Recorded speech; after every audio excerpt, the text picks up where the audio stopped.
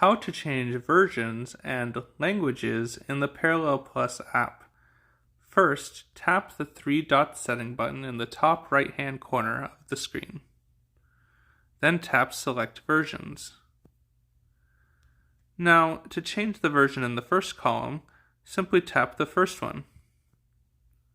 And then you can choose from any number of English versions here to read. Now, if you want to read in a different language besides English, simply tap the language button in gray on the right-hand side of the screen. Now you can choose any number from a number of languages.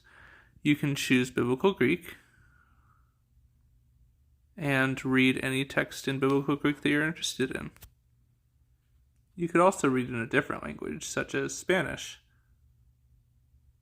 And you can choose the version that you're interested in here, such as the Reina Valera 1960. Now, if you want to change a version set, such as going back to the version set that you were just reading in, simply tap the down arrow at the top of the screen and choose the version set you're interested in. Also, if you want to change the column a version is in, you can drag and drop them by simply tapping, holding, and dragging it.